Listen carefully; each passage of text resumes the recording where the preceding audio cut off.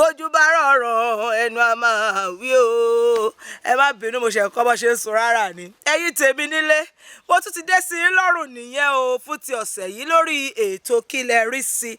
Ètò kan pàtàkì tó ti ilé iṣẹ́ kan pàtàkì jáde wánúwá mídíà, ilé iṣẹ́ tó ń fọn rere èdè, ẹ̀sìn, àṣà àti ìṣe Yorùbá kálékáko.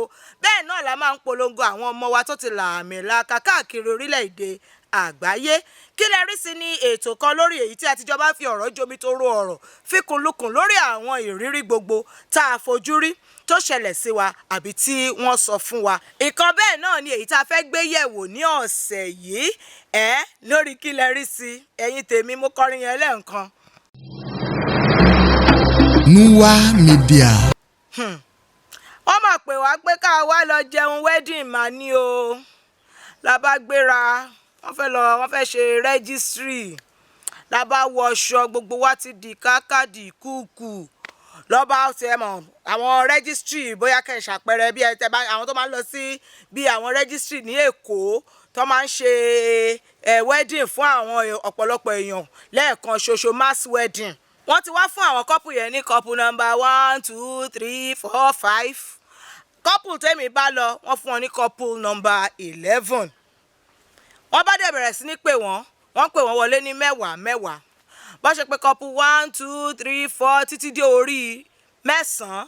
Nígbà wọ́n dẹ̀ máa pe couple kẹwàá couple 10 ló di gbàùn couple 10 ló di gbàùn kà máa wẹ̀yìn ṣàṣà dẹ̀ ń gbariwo láyéláyé I won't take that jack shit I won't take that rubbish I won't take kí ìṣẹ̀lẹ̀ kí fàríwò ẹ má bọ̀ níbi ẹjí kan ṣe kí ní káwá dẹ́yìn rí jẹ̀bú ẹni kẹ̀ àmàrí kọ́ máa dáhùn ló pé couple 10 ẹ̀yin ló ń pè kó lójú tó ṣe pa ìyàwó ti yọ gèlè kúrò lórí ó ti mú àwọn ọjà veil nǹkan kan ó ti já gbogbo ẹ̀ dànù pé taxi ládẹ́gbọ́n ṣe ló pe drop o fọ́rọ́ ó ti wọnú mọ́tò kí lélẹ́yìí di lélẹ́yìí ni àbáràn sí àbásásì. Ní gbogbo bá bẹ̀rẹ̀ sí ní pariwo kí ló ṣẹlẹ̀ kí ló lè lọ́kọ̀ yẹn ó ní darling I'm sorry. Àwọn tó bá rẹ́jísì bá kọ̀dẹ̀ pé couple number 11 tiwa àwa la wá dí go fún couple number 10 àbáṣà wọlé. A ṣe gbogbo ohun tá a fẹ́ ṣe tán àdúpẹ́ lọ́wọ́ Ọlọ́run pé ìgbéyàwó yẹn ó ládùn òní arìnrìn.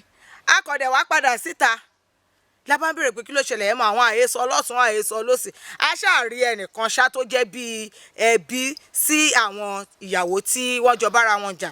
Lọ́ba ní ibi tí wọ́n wà ni ẹnìkan ti pe ìyàwó wípé ló ti pe ọkọ ìyàwó bọ́lẹ̀ nú mọ́tò nígbà yẹn láti lọ ṣe nǹkan kan pẹ̀lú àwọn ẹbí ẹ̀ ní ẹni yẹn pé ọkọ ìyàwó níyàwó gbé fóònù ọkọ ẹ̀ ló bá ní kóun gbé lẹ́nu ẹmọ́ yọ fún ìyàwó ẹ̀ ti bímọ ó bọ́kùnrin làǹtìlanti bó ṣe di gòbé nìyẹn o. Ẹ̀yin peoples mi àbẹ́ẹ̀ rí àṣírí tí ò ṣe é bò àṣedádìá wọ́n ti dáràn sí gbòòrò.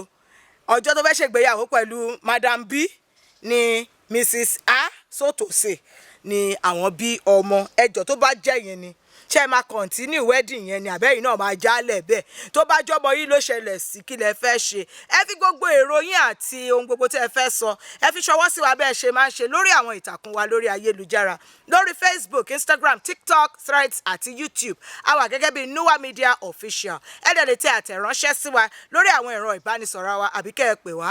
Tẹ bá láwọn ohun gbogbo tí ẹ fẹ́ fi ránṣẹ́ sí wa pé káwa náà bá yín gbé sí afẹ́fẹ́ ẹ tẹ̀ sí wa lórí email wa nuwamedia@gmail.com. Iṣẹ́ wa ò pín síbi ká máa rojọ́ yìí nìkan o. A máa ń ṣe àwọn ọ̀pọ̀lọpọ̀ iṣẹ́. Tẹ bá fẹ́ ṣiṣẹ́ ìwádìí oríṣiríṣi ìyẹn research and documentary ẹ pè wá àwa ń bẹ̀. Tẹ bá fẹ́ ká wá bá yín dáwọn ènìyàn lẹ́kọ̀ọ́ nípa iṣẹ́ ìgbóhùnsáfẹ́fẹ́ ìyẹn media training ẹ pè wá. Tẹ bá dẹ̀ fẹ́ ká dá yín ní àmọ̀ràn ẹ pè iléeṣẹ́ wa Nuwa Media a wà fún yín ní sẹpẹ́. Èmi náà sì ní tiyín àrótó dúdú òjìgọ̀bì ọmọ wọn ló wu òdùrọ̀ ajífẹ́ pé ṣeré ògbógbòǹdù ẹ̀kọ́ ọmọ ògbógbò máa fẹ́ràn ọmọ bàbá kan omi tútù ti jó ní fàìfà ìpàdé tún di lẹ́ẹ̀mí àlàáfíà o.